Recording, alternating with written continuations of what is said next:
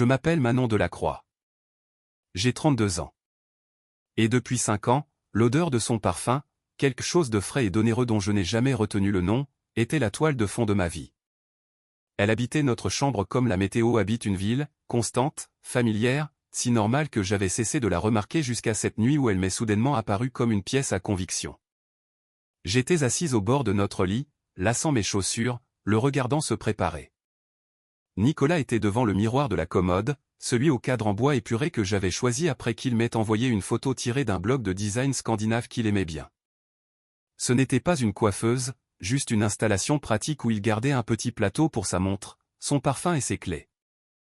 Il se tenait là, ajustant son col, vérifiant la coupe de sa chemise, attachant sa montre avec cette concentration lente et délibérée qu'ont les hommes lorsqu'ils essaient d'avoir l'air naturellement élégant. La lumière de la lampe accrochait l'angle de sa mâchoire alors qu'il se penchait vers le miroir.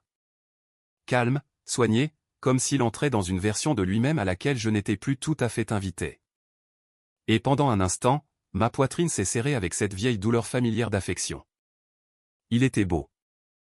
C'était mon homme. Ou du moins, c'est ce que je pensais. Tu es incroyable ce soir, ai-je dit. C'était simple, honnête. Il était vraiment incroyable. Une chemise noire que je ne lui avais jamais vue, un pantalon de costume ajusté, le genre de tenue qui lui donnait de la prestance sans effort. Il ressemblait à quelqu'un qui était à sa place n'importe où. Il ne s'est pas retourné. Ses yeux ont croisé les miens uniquement à travers le reflet du miroir, et ils étaient distants, pas froids, juste détachés, comme s'il regardait un objet décoratif, comme une statue devant laquelle on passe 100 fois dans un musée et dont on finit par ne plus lire la plaque. Chaque fois que je te regarde, a-t-il dit, sa voix plate, presque ennuyée, je me demande si c'est vraiment le mieux que je puisse trouver. Au début, les mots n'ont pas percuté. Ce n'étaient que des sons faux, déplacés, comme une alarme incendie se déclenchant dans une bibliothèque. J'ai fixé son reflet, attendant la chute, attendant le petit sourire qui suivait habituellement l'une de ses blagues pince sans rire, attendant qu'il adoucisse le coup, qu'il rit, qu'il dise « je plaisante ». Détends-toi. Rien n'est venu. Mon propre sourire est resté figé sur mon visage, stupide et obéissant. « Qu'est-ce que tu viens de dire ?» ai-je demandé. Il a laissé échapper un soupir doux et exaspéré, comme si je lui avais demandé d'expliquer une évidence pour la 10e fois. Il s'est détourné du miroir, a pris son téléphone, a jeté un coup d'œil à l'écran, puis a saisi son portefeuille. « Tu m'as entendu, Manon ?» a-t-il dit. C'est juste une pensée que j'ai parfois. Il y avait une lueur dans ses yeux. De l'impatience, peut-être même de la pitié. Puis, comme s'il fermait un tiroir, il a ajouté « N'en fais pas toute une histoire. Tu es prête ? On va être en retard. » Il est sorti de la chambre. Son parfum traînait derrière lui comme un fantôme. Je n'ai pas bougé. La pièce, notre chambre, a cessé de ressembler à un sanctuaire. Elle ressemblait à une scène de crime. L'air s'est épaissi, lourd, pesant sur moi, et cette phrase unique a résonné encore et encore. Chaque fois que je te regarde, comme s'il avait mené une évaluation privée dans sa tête depuis des années, et que je n'avais même jamais su que le test existait. Le pensait-il quand je faisais le café le matin ? Quand je le serrais contre moi après une mauvaise journée, quand je riais à ses histoires, quand je le cherchais dans le noir, quand je lui disais que je l'aimais ? Le mieux que je puisse trouver. J'ai regardé les photos au mur. Nous en randonnée dans les Alpes, nous souriant, nous lors de ce week-end en Normandie où l'électricité avait coupé et où nous avions joué aux cartes à la lueur des bougies. J'ai regardé les livres sur ma table de nuit qu'il m'avait recommandés. J'ai regardé la vie que nous avions construite brique par brique pendant une demi-décennie. Et soudain, à ses yeux, ce n'était pas un foyer. C'était une colonie, un compromis qu'il réévaluait constamment et silencieusement. L'engourdissement s'est dissipé, remplacé par quelque chose de plus froid et de plus clair que la rage ou le chagrin. C'était comme une porte dont j'ignorais l'existence qui se refermait, silencieusement, définitivement. Je me suis levé. Mes jambes étaient stables. Mes mains ne tremblaient pas. J'ai trouvé Nicolas près de la porte d'entrée, en train d'enfiler ses chaussures comme si de rien n'était, comme s'il ne venait pas de dynamiter les fondations de mon estime de soi avec une simple phrase. « Prête ?» a-t-il demandé, sans vraiment me regarder. « Ouais », ai-je dit. Ma voix sonnait étrangement à mes propres oreilles, calme, presque polie. Je suis prête. Et je l'étais, mais pas pour la fête. C'était la soirée de son cabinet, dans le centre de Paris, bruyante, faite de rires polis, de badges et de gens prétendant que cela équivalait à une connexion humaine. La fête était un flou de bruit et de fausses lumières. Je me déplaçais à travers elle comme une apparition. Mon sourire était un masque rigide. Chaque rire qui sortait de sa bouche me semblait être une aiguille. Chaque fois que son regard balayait la pièce, mesurant, comparant, cela ressemblait à une confirmation. Je l'observais. Je l'observais vraiment. La façon dont ses yeux scannaient la foule, pas pour moi, mais pour quelqu'un de plus intéressant. Le rire performatif qu'il offrait à une femme de son bureau. Celle au blazer trop serré qui continuait de toucher son bras comme si elle en avait la permission. Le vide dans ses yeux quand il me regardait.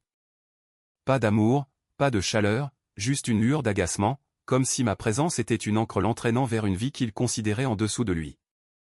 La phrase tournait en boucle dans ma tête, synchronisée avec les basses des enceintes. Chaque fois que je te regarde, le mieux que je puisse trouver.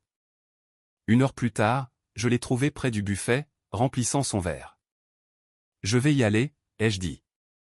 Il s'est retourné, l'irritation traversant son visage par instinct. Quoi? Pourquoi? On vient d'arriver. J'ai la migraine, ai-je menti. Ce n'était pas une migraine.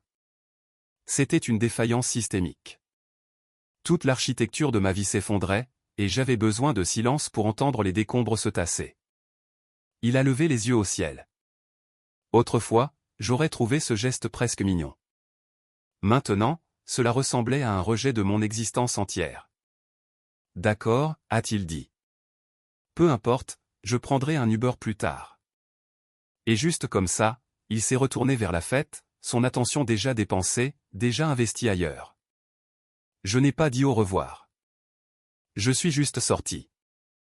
L'air frais de la nuit a frappé mon visage comme une bénédiction. Le trajet du retour a été silencieux et assourdissant, mais c'était un silence propre.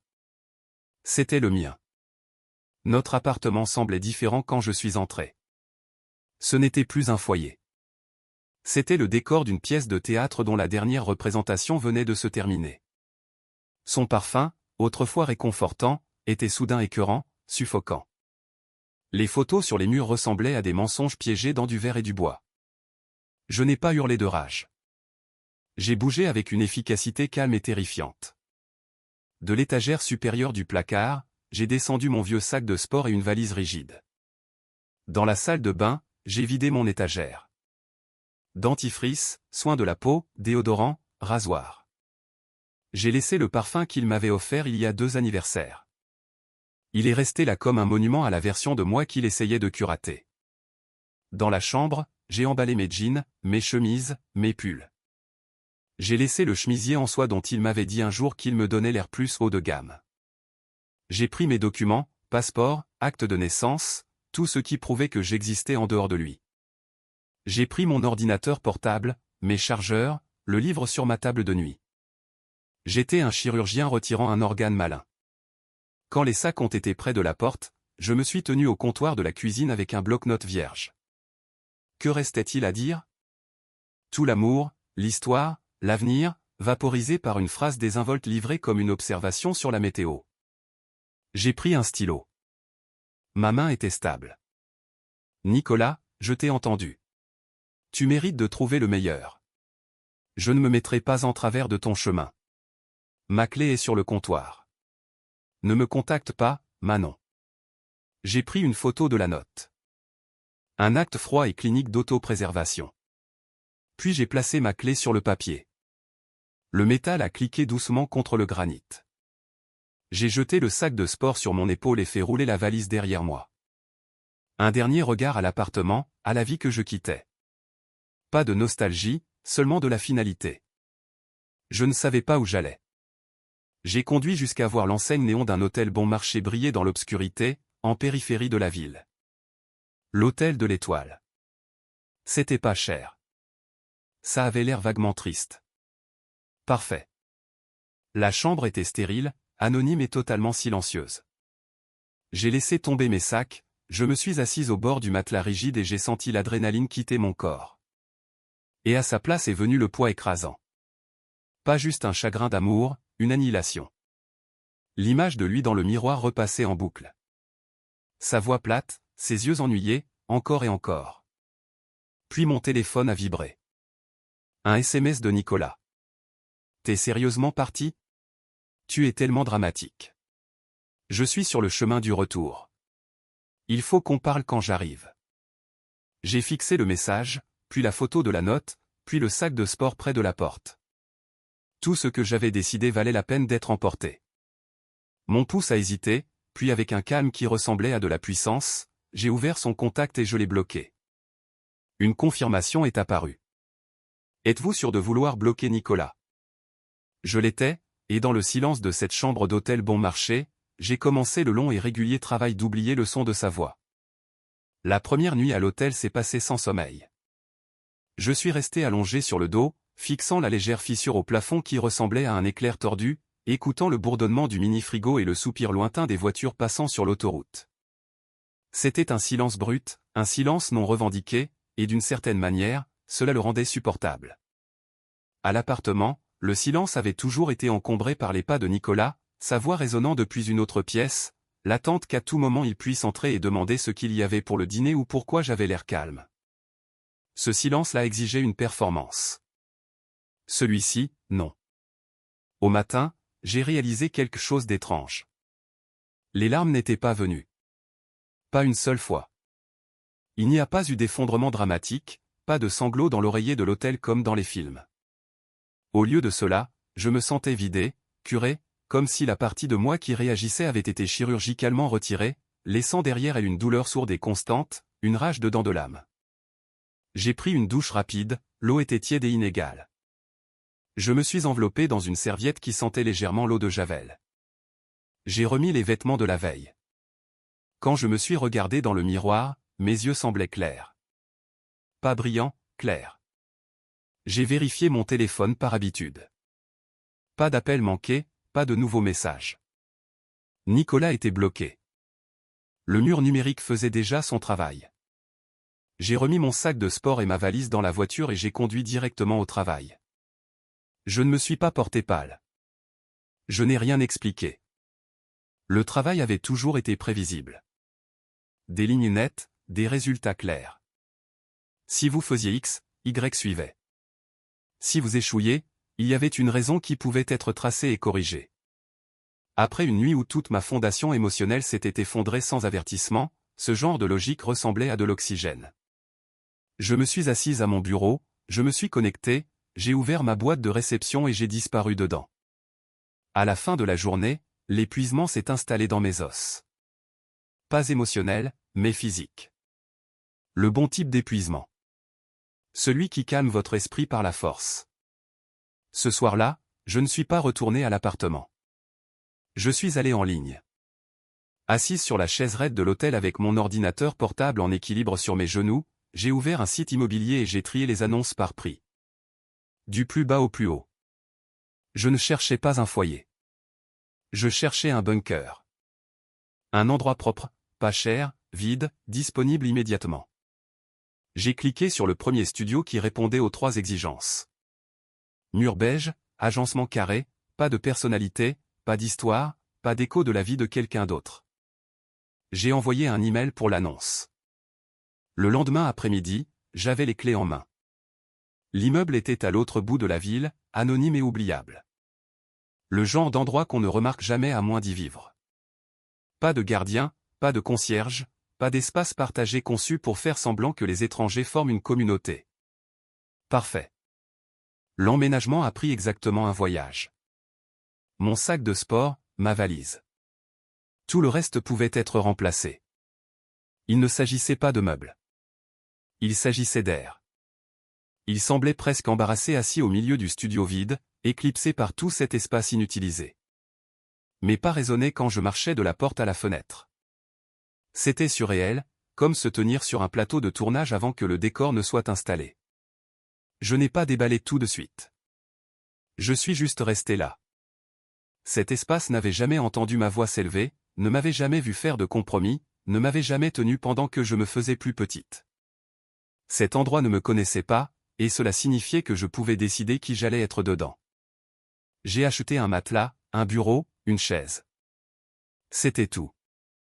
Pas d'art, pas de tapis, pas de bougies. Il ne s'agissait pas de construire une vie. Il s'agissait de construire une fondation. Et les fondations sont coulées dans du béton nu. Les jours se sont installés dans un rythme. Travail, sport, sommeil. À la salle de sport, je ne cherchais pas la transformation. Je n'étais pas là pour punir mon corps ou me sculpter par vengeance.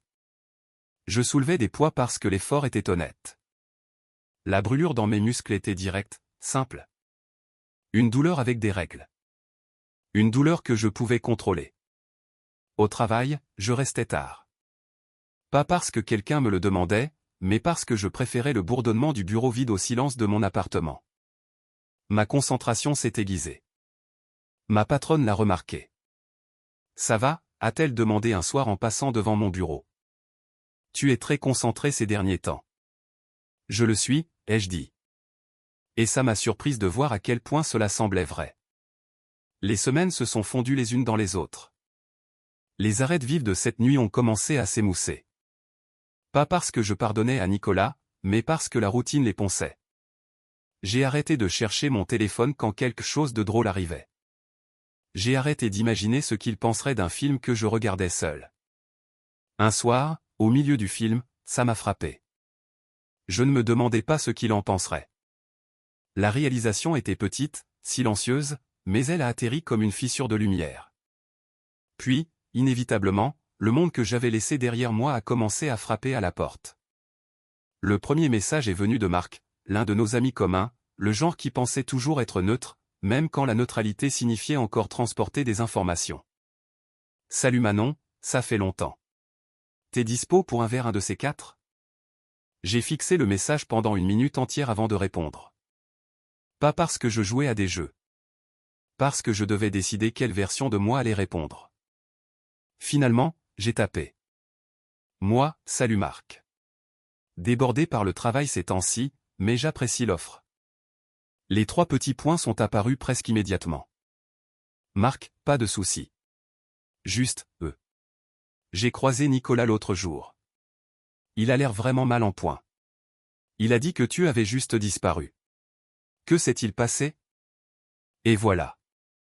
La sonde. J'ai senti quelque chose se poser dans ma poitrine. Pas de panique, pas de colère, de l'immobilité. J'ai tapé soigneusement. Moi, il a exprimé qu'il sentait qu'il pouvait trouver mieux. J'étais d'accord et je me suis retiré de la situation. Je préfère ne pas en discuter davantage. Les poings ont dansé, se sont arrêtés. 1 minute a passé. Marc, ok, je comprends. Pour ce que ça vaut, il semblait perdu. Prends soin de toi. Moi, toi aussi. J'ai posé le téléphone face contre le bureau. Ma main ne tremblait pas. Je l'avais fait. Énoncer les faits, retirer l'émotion, fermer la porte, et à ce moment-là, j'ai ressenti une lueur de quelque chose d'inconnu. Pas de la satisfaction. De la force. Je ne le savais pas encore, mais la disparition avait déjà fonctionné. Le truc avec le fait de disparaître silencieusement, c'est que les gens ne croient pas que vous le pensiez vraiment. Ils supposent que c'est une phase, une pause, une inspiration dramatique avant que vous ne reveniez expliquer les choses correctement. Alors quand je ne l'ai pas fait, quand les jours ont passé puis les semaines, la curiosité s'est transformée en inquiétude. Et l'inquiétude a lentement caillé en autre chose. La révision. Le deuxième message est venu de Julie. Elle avait toujours été plus proche de Nicolas que de moi. Pas de manière hostile, juste par proximité. Des blagues partagées, une histoire commune. Elle était le genre d'amie qui pensait que l'empathie signifiait aplanir les choses, même quand quelque chose était brisé au-delà de toute réparation. « Manon, il faut qu'on parle », a-t-elle écrit. Qu'est-ce qui se passe? Nicolas est une épave. Je n'ai pas répondu tout de suite. J'étais à la salle de sport, en pleine série, la barre de métal froide contre mes paumes. J'ai fini la répétition, rangé le poids, me suis assise, et seulement alors j'ai pris mon téléphone. Moi, il n'y a rien à dire. La réponse est venue rapidement. Julie, allez. Il dit qu'il ne le pensait pas. C'était juste un truc stupide, a-t-il dit. Tu ne penses pas que tu as surréagi? Et voilà. La réécriture. Un rejet fondamental réduit à un truc stupide. 5 ans de mépris silencieux rebrandés comme un lapsus momentané. J'ai ressenti une pointe de colère. Vive, brève, mais je ne l'ai pas laissé toucher le clavier. J'ai attendu qu'elle refroidisse en quelque chose d'utilisable. Moi, les gens disent ce qu'ils pensent quand ils croient qu'il n'y a pas de conséquences. La conséquence, c'est mon départ. C'est la fin de l'histoire. 3 points. Disparu. Je n'ai pas attendu la réponse. J'ai mis la conversation en sourdine. C'est là que j'ai compris quelque chose d'important. Je ne sortais pas seulement d'une relation. Je sortais d'un narratif. Et les gens encore à l'intérieur s'agitaient pour garder l'histoire confortable. Les rapports ont commencé à arriver de travers après ça. Pas directement à moi, mais par des commentaires occasionnels, des vérités entendues déguisées en banalité. Une femme à ma salle de sport, quelqu'un qui connaissait Julie, l'a mentionné en rangeant des haltères. J'ai entendu dire que toi et Nicolas aviez rompu, a-t-elle dit légèrement. Ça avait l'air compliqué. Pas vraiment, ai-je répondu, ma voix stable. C'était très propre. Elle a hoché la tête, sentant la limite. Eh bien, il ne va pas fort d'après ce que j'entends. Il demande beaucoup de tes nouvelles. Si tu vois quelqu'un, où tu habites? J'ai émis un son vague. Ajuster mes gants. Je suis passé à la machine suivante. L'information semblait lointaine, comme un bulletin météo d'un pays où je ne vivais plus. Nuageux, instable, risque de regret. Cela n'avait rien à voir avec moi.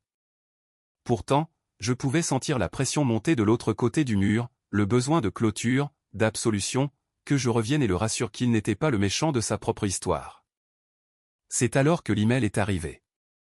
L'adresse n'était pas celle que je reconnaissais, mais le ton, immédiat, familier, incomparable. Je ne l'ai pas ouvert au début. Je l'ai laissé dans ma boîte de réception comme un objet chargé. Quand je l'ai finalement fait, c'était exactement ce à quoi je m'attendais. Des excuses qui ne me concernaient pas vraiment. Il écrivait sur le stress, sur la fête, sur son insécurité, sur la peur qu'il avait de m'aimer autant, sur comment les mots étaient sortis de travers, sur le fait que j'étais la meilleure chose dans sa vie, qu'il ne dormait pas, que l'appartement semblait vide, que son travail en souffrait. Qu'il avait besoin d'entendre ma voix. Je l'ai lu une fois, puis je l'ai enregistré, copié dans un document sur mon bureau. J'ai intitulé le fichier clôture. Puis j'ai archivé l'email. Je n'ai pas ressenti de satisfaction. J'ai ressenti de la distance, clinique, détachée. Il parlait encore de sa douleur, de sa réalisation, de sa perte. Il n'y avait aucune véritable compréhension de ce que ces mots m'avaient fait. Aucune reconnaissance de l'hiver nucléaire qu'il avait déclenché et dont il s'était éloigné comme si de rien n'était. Tout tournait encore autour de lui. Quelques jours plus tard, la tactique a changé. Un message de quelqu'un que j'avais rencontré 2 fois, son cousin. Salut Manon, je sais que c'est bizarre, mais Nicolas est vraiment en difficulté. Il loge chez moi en ce moment. Il sait qu'il a merdé. Je sais que tu ne lui dois rien, mais d'humain à humain, pourrais-tu peut-être juste lui parler? Même un texto, je pense que ça l'aiderait à remonter la pente. L'appel humanitaire. J'ai fixé l'écran, une froideur familière s'installant dans ma poitrine. Pas de peur, pas de culpabilité. De la reconnaissance. C'était de l'escalade. J'ai tapé lentement. Moi, merci de ton inquiétude. Bien que je souhaite du bien à Nicolas, notre relation est terminée, et tout contact supplémentaire ne serait sain pour aucun de nous deux. J'espère qu'il trouvera le soutien dont il a besoin. Je l'ai envoyé. Puis j'ai bloqué le numéro. C'était le moment où le silence a changé. Il n'était plus juste vide. Il était intentionnel. La cour d'appel était officiellement fermée. Et quelque part au-delà des murs silencieux de mon studio, l'histoire qu'il se racontait venait de perdre son dernier témoin coopératif. Pendant quelques jours après avoir bloqué son cousin, rien ne s'est passé. Pas de nouveaux messages, pas de vérifications indirectes, pas d'amis bien intentionnés faisant semblant d'être juste curieux. Le silence semblait différent cette fois. Pas fragile, pas hésitant, installé. Je me suis laissé croire brièvement que c'était fini. Que le mur avait enfin été compris. C'était mon erreur. L'email suivant est arrivé tard dans la nuit, passant à travers les filtres parce qu'il venait d'une nouvelle adresse. Une suite de chiffres et de lettres, impersonnelle et prudente, comme s'il ne voulait pas m'effrayer. Mais à la seconde où je l'ai ouvert, j'ai reconnu la même cadence, les mêmes explications excessives, la même urgence déguisée en remords. Il s'excusait encore, plus en détail cette fois, plus émotionnellement. Il écrivait que ce qu'il avait dit n'était pas vrai, que ça venait d'un lieu de peur, qu'il était en spirale depuis des mois et ne savait pas comment le communiquer, que la thérapie l'avait déjà aidé à voir les choses clairement. Il disait qu'il n'avait jamais voulu me faire sentir petite. Il disait que j'étais tout pour lui. Puis, inévitablement, l'email s'est replié sur lui-même. Il ne pouvait pas dormir. Il ne pouvait pas rester dans l'appartement. Chaque coin lui rappelait ma présence. Le travail s'effondrait parce qu'il ne pouvait pas se concentrer. Il se perdait. Et à la fin, la demande. Juste un café. 5 minutes. J'ai besoin d'entendre ta voix. J'ai lu l'email une fois lentement, attentivement. Puis je l'ai ajouté au même fichier clôture et je l'ai archivé. Je ne me sentais pas en colère. Je ne me sentais pas tenté. Ce que je ressentais, de manière inattendue, c'était de la pitié. Pas la sorte douce, la sorte distante. Celle qu'on ressent en regardant quelqu'un se débattre dans l'eau. Ils ont sauté eux-mêmes. Ils ne comprenaient toujours pas. Ils s'excusaient pour la livraison, pas pour la croyance, pour le résultat, pas pour le mépris. Il n'y avait aucune phrase qui disait « Je pensais que je valais mieux que toi ». Aucune reconnaissance que cette pensée avait vécu en lui bien avant la fête, bien avant le stress, bien avant le verre dans sa main. Il s'agissait toujours de lui voulant un soulagement. J'ai fermé l'ordinateur portable et je suis allé me coucher. Cela aurait dû être la fin. Ce ne l'était pas. Une semaine plus tard, le silence s'est brisé d'une manière à laquelle je ne m'attendais pas. Pas avec des mots, avec un appel téléphonique. Mon téléphone a vibré avec un numéro inconnu un mardi soir pluvieux, l'écran éclairant mon studio sombre. Je l'ai regardé vibrer sur la table, immobile jusqu'à ce qu'il s'arrête. Un moment a passé. Puis une notification est apparue. Nouveau message vocal. Bien sûr, c'était un nouveau numéro. Bien sûr, il avait trouvé un autre moyen de contourner le mur. Je savais que je ne devrais pas l'écouter. Je l'ai écouté quand même.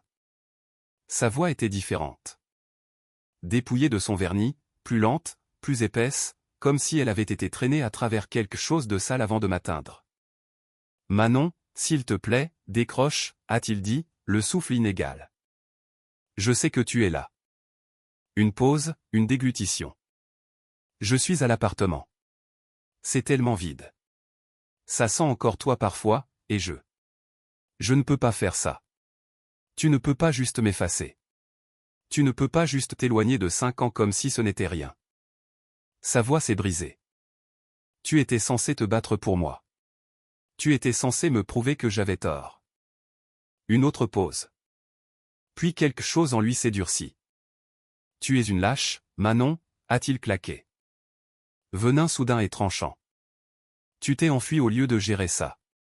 Tu penses que ce silence te rend forte. Ce n'est pas le cas. Ça te rend faible, pathétique. Tu n'as pas pu supporter un commentaire honnête de l'homme qui t'aimait. Le message s'est terminé par un clic sec.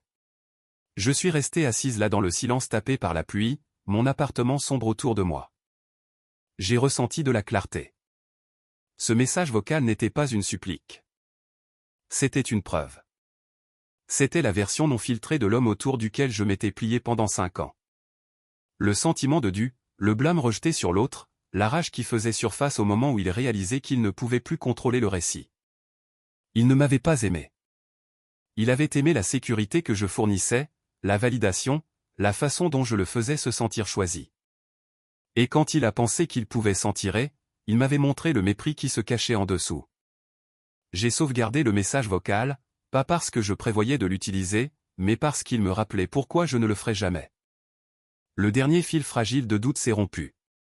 Le mur n'était pas seulement levé maintenant. Il était renforcé, et j'en avais fini de prétendre que c'était temporaire. Je n'ai pas écouté le message vocal à nouveau. Une fois suffisait. Je les sauvegardais, étiquetés avec la date, et glissés dans le même dossier que les emails. Pas par peur, par respect pour la réalité. La preuve n'a pas besoin d'émotion. Elle a juste besoin d'exister. Après cette nuit-là, quelque chose en moi a changé pour de bon. Ce n'était pas du soulagement. C'était de la finalité. Les jours qui ont suivi ont semblé plus légers, pas joyeux, pas encore, mais plus calmes d'une manière qui laissait mes pensées bouger sans obstruction. Le bruit avec lequel il avait vécu dans ma tête pendant des années avait disparu. Pas de remise en question, pas d'explications répétées, pas de débats internes sur l'équité, juste de l'espace. Je me suis appuyé sur la routine. Café du matin au même café près de mon bureau, celui avec les tasses ébréchées et un barista qui ne posait jamais de questions. Les journées de travail s'étiraient, mais elles ne me vidaient pas. Au contraire, elles m'aiguisaient. J'ai commencé à remarquer des choses que j'avais ignorées auparavant. Des inefficacités, des lacunes, des opportunités. Je les ai comblées. Les gens l'ont remarqué. Tu es en feu ces derniers temps, a dit un collègue après une réunion où j'avais démantelé un plan défectueux et l'avais reconstruit sur place. Eh bien, quoi que tu fasses, continue. J'ai souri, poli et brève. S'il savait. La salle de sport est devenue un lieu d'ancrage plutôt que d'évasion. J'ai appris mes limites. Je les ai poussées. J'ai regardé mon corps répondre avec quelque chose proche de la gratitude. La force est revenue d'abord dans mes bras, puis dans ma posture, puis tranquillement dans mon estime de moi. La douleur allait et venait. La paix restait. C'est à ce moment-là que j'ai entendu parler d'elle. Pas directement, jamais directement. C'est venu de Marc encore une fois. Prudent, hésitant, comme s'il testait la glace.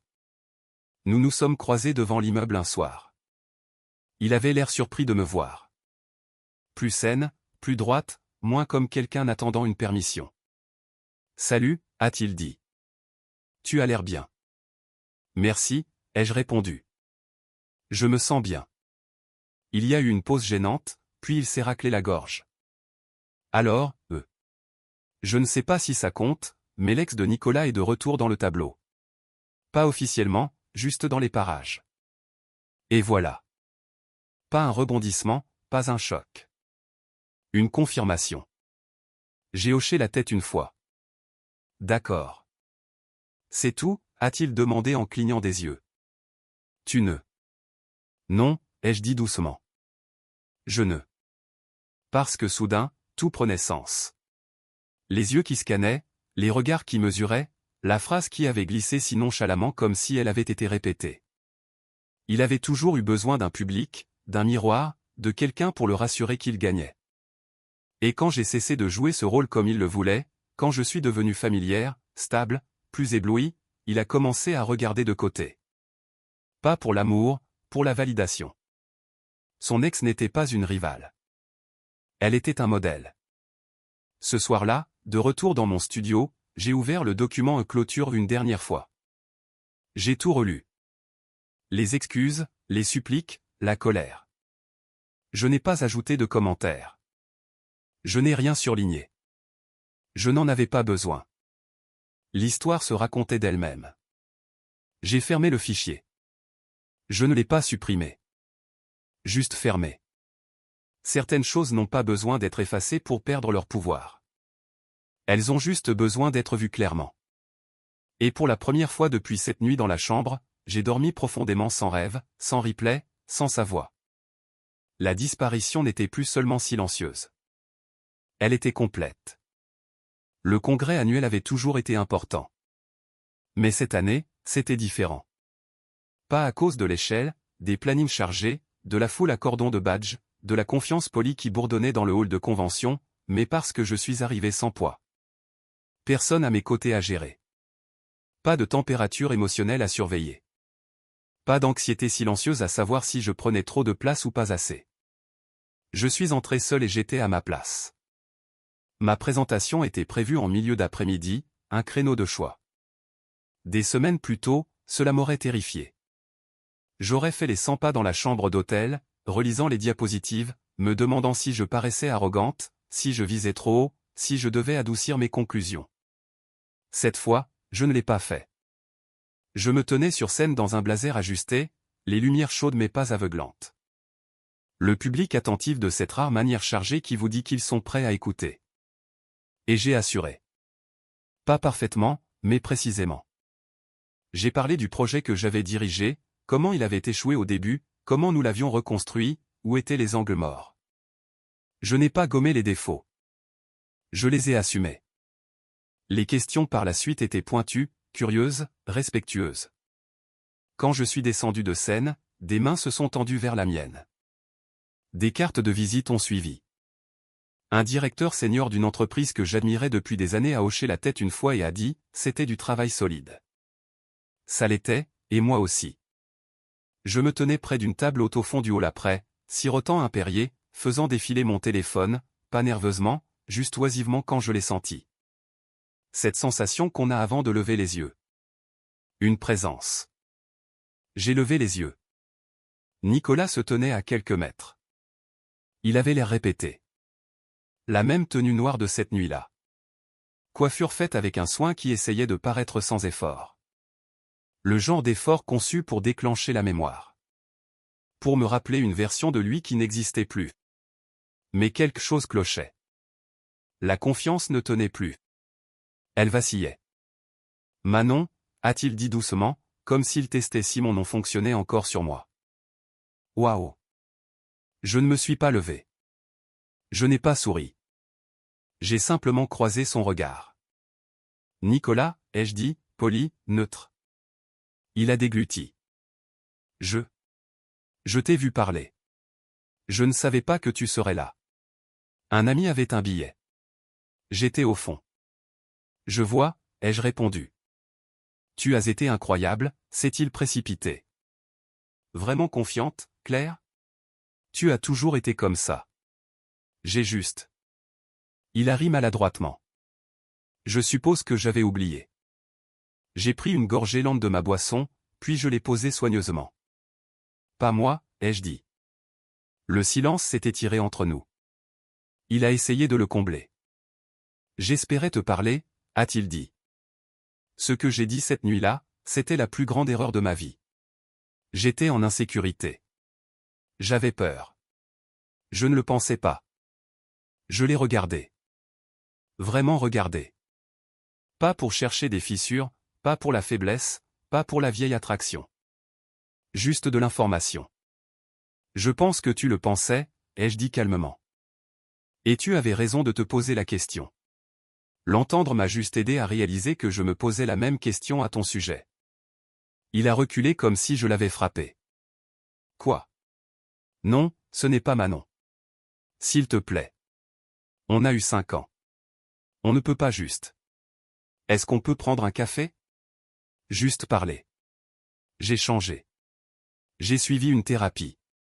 Je comprends tout maintenant. Je ne ressentais rien. Pas de colère, pas de triomphe, pas de douleur. Seulement la paix. Il n'y a rien à dire, ai-je dit, ma voix ferme mais pas méchante. Ce chapitre est clos.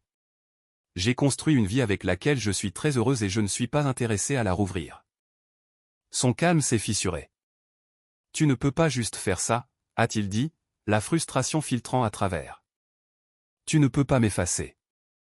Je ne t'ai pas effacé, ai-je répondu. Je suis passé à autre chose. C'est là que la dernière carte est sortie. Le tranchant? Tu es vraiment aussi froide, a-t-il claqué. Après tout, j'ai déversé mon âme pour toi. J'ai jeté un coup d'œil à ma montre. Un petit geste, un geste définitif. Mon équipe m'attend, ai-je dit. Je dois y aller. Je me suis levé, j'ai pris ma pochette et je l'ai regardée une dernière fois. Pas comme un amant, pas comme un ennemi, comme quelqu'un que je connaissais autrefois. J'espère que tu trouveras ce que tu cherches, Nicolas, ai-je dit. Et je le pensais. Je me suis tourné et j'ai marché vers la foule. Je ne me suis pas retourné. La chaleur que je ressentais n'était pas du triomphe. C'était de l'alignement. La certitude tranquille d'un chemin qui ne se courbait plus autour de l'ego de quelqu'un d'autre. Je pensais que ce serait la fin. La rencontre au congrès semblait conclusive d'une manière rare et propre. Pas de voix élevées, Pas de scène publique, juste deux personnes se tenant de part et d'autre d'une histoire terminée. Pendant quelques jours après, rien ne s'est passé. Pas de mai, pas de nouveaux numéros appelant, pas d'amis communs prenant des nouvelles. Je me suis laissé respirer. Puis la vérité a fait surface. Pas dramatiquement, pas tout d'un coup, mais par fragments, comme le font habituellement les vraies vérités. C'est venu de Léa, une collègue en qui j'avais confiance. Elle ne faisait pas partie de notre ancien cercle social, ce qui était exactement pourquoi je l'ai cru quand elle a hésité avant de parler. J'ai failli ne rien dire, a-t-elle admis pendant le déjeuner, remuant sa soupe sans la manger. Mais je pense que tu mérites de savoir. J'ai attendu. Je travaillais avec l'ex de Nicolas, a-t-elle dit. Il y a des années. Entreprises différentes, vie différente. On s'est croisés récemment. Ce mot encore. Récemment. Elle a mentionné Nicolas. Léa a continué prudemment. Elle a dit qu'ils avaient repris contact, qu'il l'avait contacté il y a un moment. Avant que vous deux ne finissiez les choses. J'ai senti quelque chose se mettre en place. Pas un choc, pas un cœur brisé. De la reconnaissance. Combien de temps, ai-je demandé. Léa a haussé les épaules. Difficile à dire exactement. Assez longtemps pour que ça ne semble pas accidentel. J'ai hoché la tête lentement. Les pièces du puzzle s'assemblaient avec une facilité déconcertante. L'agitation, l'insatisfaction silencieuse qu'il ne pouvait jamais tout à fait expliquer. La façon dont il avait commencé à s'habiller différemment, à se curater à nouveau, comme s'il se préparait pour une évaluation.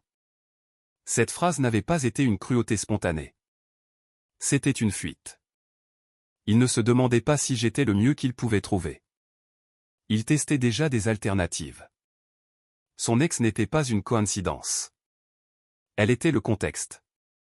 Et soudain, toute la relation s'est recadrée non pas comme quelque chose qui s'est terminé brusquement, mais comme quelque chose qui pourrissait silencieusement depuis longtemps alors que je l'entretenais encore. Ce soir-là, seul dans mon appartement, je n'ai pas vrillé. Je n'ai pas relu les vieux messages. Je n'ai pas espionné les réseaux sociaux. Je me suis assise par terre, le dos contre le canapé, et j'ai laissé la vérité s'installer jusqu'au fond de moi. Il ne s'agissait pas de ma valeur. Il s'agissait de son besoin de se sentir supérieur, de garder des options ouvertes, de toujours auditionner sa propre vie, et j'avais simplement cessé d'applaudir. Une semaine plus tard, la confirmation est arrivée sans être invité. Marc a envoyé un nouveau SMS. Marc, question bête. Savais-tu que Nicolas parlait à nouveau à son ex? J'ai fixé le message, puis j'ai répondu. Moi, oui, je suis au courant. Il y a eu une longue pause. Marc, il dit que ce n'est pas comme ça. Il dit qu'il était juste confus et avait besoin de perspective. Perspective. Un autre mot que les hommes comme Nicolas utilisaient quand ils ne voulaient pas dire plan B. Moi, je ne suis pas intéressé par ces explications. C'était le dernier message que Marc m'a envoyé à propos de Nicolas. La nouvelle a voyagé tranquillement après ça. Pas en potin, plus en compréhension. Les gens ont arrêté de me demander comment je tenais le coup. Ils ont commencé à me demander comment j'allais. Et j'allais bien, pas bruyamment, pas de manière performative, mais profondément. La forteresse que j'avais construite n'était pas faite d'amertume. Elle était faite de clarté. Et la clarté n'a pas besoin d'être défendue. Elle existe, tout simplement. Une fois la vérité installée, quelque chose d'inattendu s'est produit. Le bruit s'est arrêté. Pas seulement de Nicolas, mais du monde autour de lui. Les enquêtes subtiles se sont taries. Les messages justes pour prendre des nouvelles ont disparu. Les amis communs ont recalibré sans l'annoncer. Comme une marée sociale changeant tranquillement de direction. Ils n'ont pas choisi de camp. Ils ont choisi la réalité. Je l'ai remarqué de petites manières. Les invitations qui venaient avec des avertissements prudents, il pourrait être là. Est-ce que ça va, ne le mentionnez plus du tout. Les conversations ne tournaient plus autour de mon passé. Personne n'attendait que je dise quelque chose d'amer pour pouvoir me rassurer. Ils voyaient que je n'en avais pas besoin. La vie s'est étendue dans l'espace que le drame occupait autrefois. Mon studio a changé aussi. Pas du jour au lendemain, pas intentionnellement. Une plante est apparue en premier. Quelque chose de têtu et de vert qui a survécu malgré ma négligence occasionnelle. Puis une affiche encadrée d'une foire de rue où j'avais erré un dimanche après-midi sans nulle part où aller. Le silence n'était plus vide. Il était plein. Un soir, alors que je passais en revue un plan de projet à mon bureau, une sensation étrange m'a envahi. Une paix si complète qu'elle m'a surprise. Je me suis penché en arrière dans ma chaise et j'ai regardé autour de moi. C'était ma vie. Pas curatée, pas impressionnante sur les réseaux sociaux, mais solide. Je ne me préparais à rien. Je n'attendais pas de messages, de réactions, de conséquences. J'étais juste là. C'est à ce moment-là que la dernière tentative est venue. Pas de Nicolas. D'une adresse email inconnue à nouveau. Courte cette fois. Désespéré dans sa retenue. Manon, je sais que tu ne répondras pas. J'ai juste besoin que tu saches que je comprends maintenant. Je vois tout ce que j'ai pris pour acquis. Je ne demande pas qu'on se remette ensemble. J'ai juste besoin que tu saches que je suis désolé. Je l'ai lu une fois, puis j'ai fait quelque chose de différent. Je l'ai supprimé. Pas parce que ça n'avait pas d'importance, mais parce que ça n'avait plus d'importance pour moi. C'était le moment où j'ai compris la différence entre la clôture et la liberté. La clôture regarde encore en arrière. La liberté ne regarde pas du tout. Quelques jours plus tard, j'ai recroisé Léa. Elle a étudié mon visage un instant, puis a souri. « Tu sembles plus légère », a-t-elle dit. « Je le suis », ai-je répondu. J'ai arrêté de porter quelque chose qui n'était pas à moi. Elle a hoché la tête comme si elle comprenait exactement ce que je voulais dire. Ce soir-là, je suis allé me promener après le dîner. Pas d'écouteurs, pas de destination, juste du mouvement. La ville bourdonnait autour de moi, indifférente et vivante. J'ai croisé des couples se disputant doucement, des gens riant trop fort, quelqu'un pleurant sur un banc tout en faisant semblant de ne pas le faire. La vie se déroulait, et pour la première fois depuis longtemps, je n'avais pas l'impression de la regarder à travers une vitre. J'étais dedans. Nicolas était devenu ce qu'il avait toujours redouté, insignifiant. Pas parce que j'avais gagné, pas parce qu'il avait perdu, mais parce que la version de moi qui avait besoin de sa validation n'existait plus. Le néant avait remplacé l'émotion en ce qui le concernait. Et dans ce néant, j'ai trouvé tout ce qui me manquait. La dernière fois que j'ai entendu son nom, ça n'a pas atterri comme avant. C'est glissé dans la conversation nonchalamment, comme un détail qui ne nécessitait plus de préparation. Je dînais avec un petit groupe du travail, rien de formel, juste des plats partagés et des rires faciles, quand quelqu'un l'a mentionné en passant. J'ai croisé Nicolas l'autre jour, a dit l'un d'eux distraitement. Il a demandé de tes nouvelles. Je ne me suis pas tendu. Je ne me suis pas penché. Je ne me suis pas préparé à l'impact. Qu'est-ce que tu as dit, ai-je demandé par légère curiosité. Ils ont haussé les épaules. Que tu vas très bien, ce qui honnêtement semble évident. C'était tout. Pas de questions de suivi, pas de silence gênant. Le sujet a changé, et j'ai réalisé quelque chose de discrètement profond. J'avais franchi la ligne où ces actions ne façonnaient plus ma météo émotionnelle. Plus tard cette nuit-là, de retour dans mon appartement, j'ai ouvert mon ordinateur portable et fait défiler le document clôture une dernière fois. Les excuses, la colère, le sentiment de dû déguiser en chagrin d'amour. Je n'ai pas relu chaque mot. Je n'en avais pas besoin. J'ai fermé le fichier. Puis je l'ai supprimé. Pas dramatiquement, pas cérémonieusement. Juste fait. Certaines personnes confondent le pardon avec la guérison. Mais la guérison n'exige pas toujours le pardon. Parfois, elle exige juste de la distance, de l'honnêteté et le refus de participer au déni de quelqu'un d'autre. Des semaines ont passé, puis des mois. Ma vie n'est pas devenue parfaite. Elle est devenue mienne. J'ai assumé un nouveau rôle au travail. Plus de responsabilité, plus d'autonomie. J'ai dit non quand je le voulais. J'ai dit oui quand cela me semblait juste. J'ai arrêté d'expliquer mes choix comme s'ils étaient sujets à débat. J'ai recommencé à sortir. Pas sérieusement, pas désespérément, juste par curiosité, présence, choix. Et chaque fois que je m'éloignais de quelque chose qui ne semblait pas juste, je me sentais fier, pas triste. Un soir, alors que je fermais mon appartement à clé, mon téléphone a vibré, un numéro inconnu. Je l'ai fixé un instant. Puis j'ai refusé l'appel, je l'ai bloqué et j'ai glissé mon téléphone dans ma poche sans une autre pensée. C'était le moment où j'ai su sans doute que le chapitre était vraiment clos. Pas parce qu'il avait arrêté de frapper, mais parce que j'avais arrêté d'avoir des portes qu'il pouvait atteindre.